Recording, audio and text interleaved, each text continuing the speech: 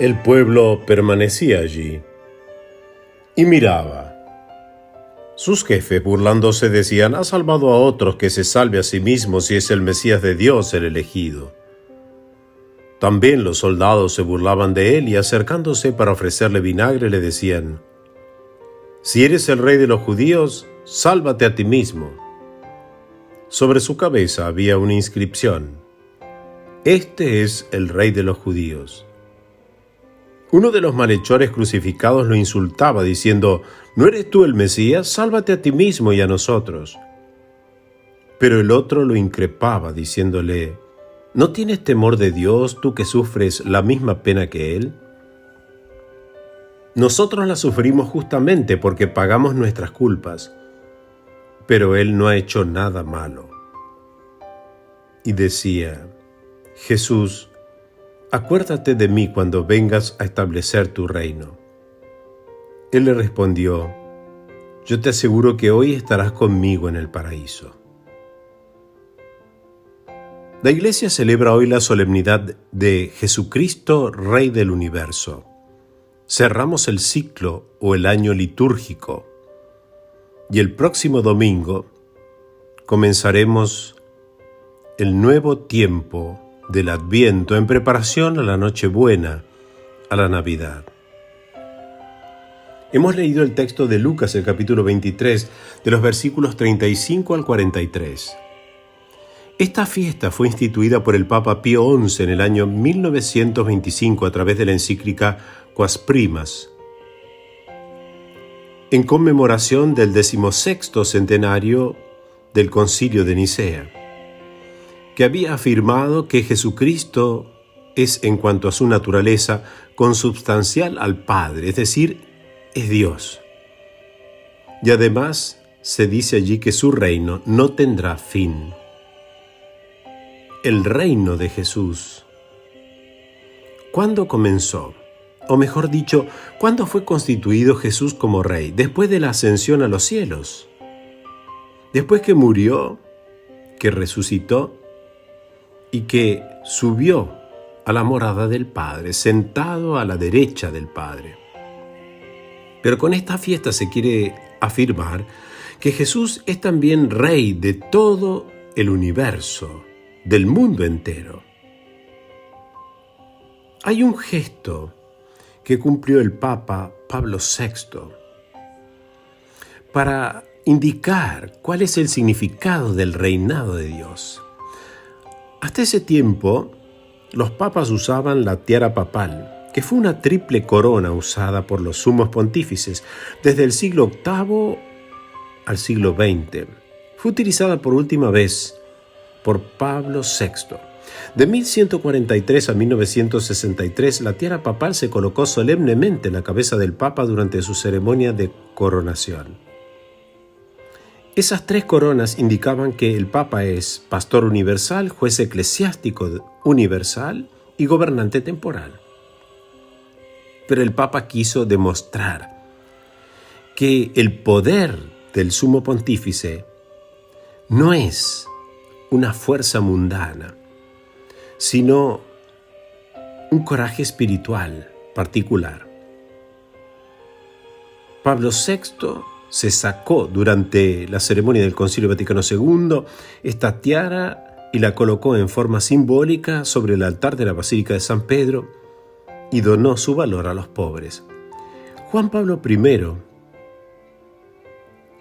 en el momento de ser sumo pontífice, no quiso tampoco colocar sobre su cabeza la tiara y la reemplazó a esa ceremonia de coronación por la misa de inauguración del ministerio petrino. Juan Pablo II dijo que había que renunciar a ese símbolo del poder temporal. Y así lo han hecho los papas desde Pablo VI en adelante. Porque curiosamente, como lo testimonia el Evangelio de hoy, se nos presenta al Señor no en un trono real, sino clavado en una cruz. Ese es el trono del Rey Jesús. No un palacio, no un lugar de poder, sino un lugar de sufrimiento. Al pie de la cruz están el pueblo, los jefes de los judíos y los soldados. Pero nunca se aparta la atención del crucificado. A él se mira, de él se habla y siempre está en cuestión su identidad. El pueblo está inmóvil, mirando. El verbo griego theorein significa un mirar con interés, participativo, no simplemente curioso o indiferente. Los jefes y los soldados lo escarnecían repetidamente. Los primeros se burlan por su pretensión mesiánica y creerse querido por Dios con amor de predilección, el elegido. Los segundos, por su pretendida realeza. Colocado en este preciso momento hasta el cartel con la inscripción de la condena que parece acentuar la burla. En la cruz Jesús ha sufrido por última vez la tentación que ahora no proviene ya de Satanás, sino de los jefes y de los soldados. Y poco después también de un malhechor crucificado con él. Si eres el elegido de Dios, sálvate a ti mismo y a nosotros. ¿Por qué Dios no te ayuda? ¿No es su silencio la prueba de tu equivocación? Pero a estas preguntas el Dios del crucificado no responde. Es precisamente por este silencio por lo que la muerte de Jesús pide, antes que un acto de amor a Dios, un acto de fe en el amor de Dios, presente bajo el velo del silencio. Nótese la insistencia del sálvate a ti mismo, dirigido a Jesús por los tres representantes de la incredulidad, los jefes, los soldados y uno de los dos malhechores. Es una provocación irónica, pero Jesús no responde a la provocación. Renunciando a salvarse a sí mismo, permanece solidario de todos los hombres que en la muerte solo de Dios pueden esperar la salvación, abandonándose a Él en la fe. Los dos malhechores son figuras radicalmente opuestas. El primero blasfema.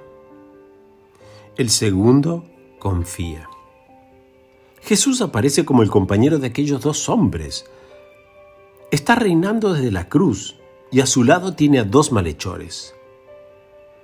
Pero experimenta la cercanía del dolor de parte de quienes están junto a él, aunque con dos actitudes contrastantes, rabia e insulto de parte de uno y una esperanza compartida de parte del otro.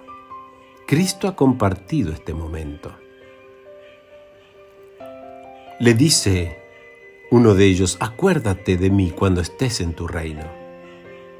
Memento mei, en latín, es lo que ruega el segundo malhechor, el único que tuvo el coraje de defender a Cristo mientras sus discípulos estaban lejos y ausentes. Este es, como se dice en latín, el latro penitens, el ladrón penitente que solo pide ser recordado por Jesús con aquella invocación, acuérdate. Se habla del buen ladrón. En algunos textos apócrifos, como el de los Hechos de Pilato y del Evangelio de Nicodemo, se llama al buen ladrón con el nombre de Dimas, pero este nombre no aparece en la Sagrada Escritura.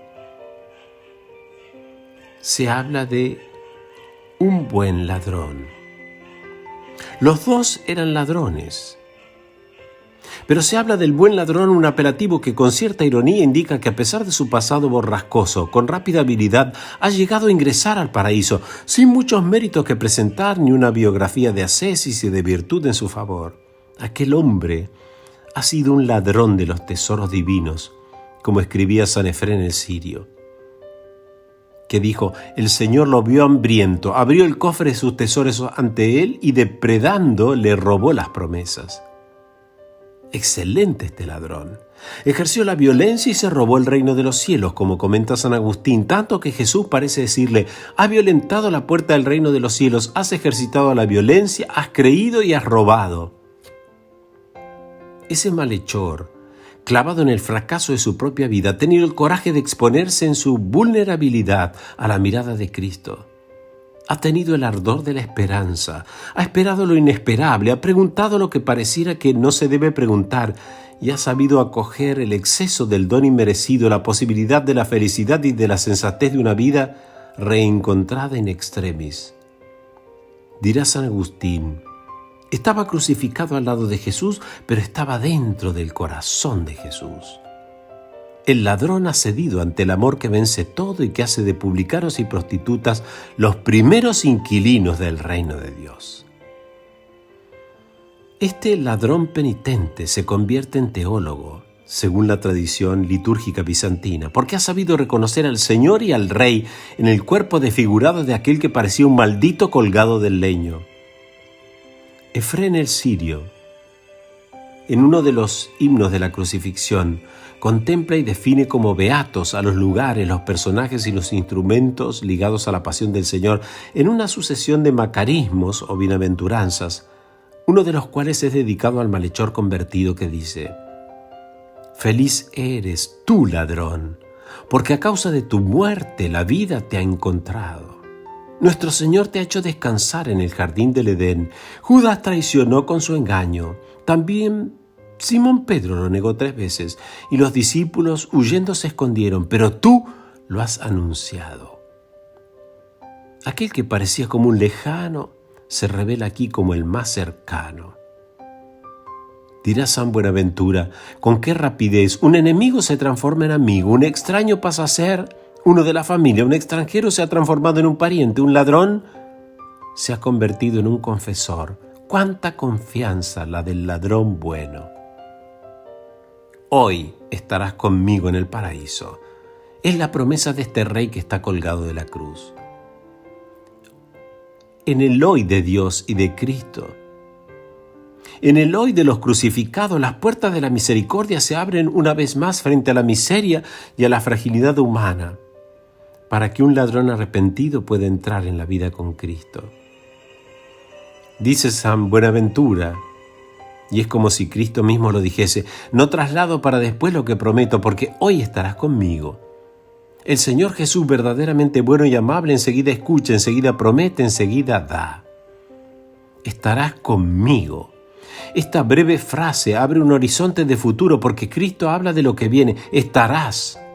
Abre un futuro en medio de este presente clavado en una cruz, que parece privado de esperanza y sin salida. Tú estarás. Es un futuro. Desde la cruz este Rey da futuro. Hay todavía una dilación, no extensa, pero que está, y es atroz la realidad que se vive. En la cruz cada segundo pesa más que muchos años, pero también hay un presente. La esperanza esclarece e ilumina la noche del dolor. Ese futuro comienza desde el momento en que Cristo toma la palabra y le dice: hoy estarás conmigo en el paraíso. Este futuro es compañía que desafía el humano temor por la muerte y le promete el cielo. Aquel infeliz colgado de la cruz en compañía de Cristo evoca la felicidad del reino que Cristo llama paraíso. Huerto en hebreo se dice pardes. En el mundo persa antiguo este término designaba un jardín amurallado, un lugar protegido, un espacio de frescura y de paz donde abundan los canales de agua. Entre aquel paraíso imaginado como una morada celestial y la tierra irrigada por la sangre de sus crucificados se encuentra como un puente, el leño de la cruz, el trono de Jesús, transformándose en un árbol de vida. Cuando Jesús le dice al ladrón: estarás conmigo en el paraíso, parece prometerle: estarás conmigo, es decir, en el paraíso. Y estarás en el paraíso porque estarás conmigo. Se hace realidad en el Gólgota lo que cantamos en el pregón pascual, el Exultet, que canta: oh feliz culpa que mereció tener tal Redentor, porque como afirmaba San Agustín, el hombre se había perdido, pero ha venido el Dios hombre, y el hombre ha sido reencontrado. Esta es la nueva imagen de Dios, de nuestro Rey. No busca salvarse a sí mismo, sino a salvar. Él no pide sacrificios al hombre, sino que se sacrifica por el hombre sin cansarse de perdonar. Como dice el buen ladrón, Él no ha hecho nada de malo, Jesús no ha hecho nada de malo. Y en estas palabras se encierra la verdadera realeza de Jesús. Nada de malo, ninguna semilla de odio, inocencia nunca vista. Este es nuestro Dios, este es nuestro Rey, el que nos invita a todos a ser islas de misericordia en el mar de la indiferencia. Dios los bendiga en abundancia. Hasta mañana si Él así lo quiere.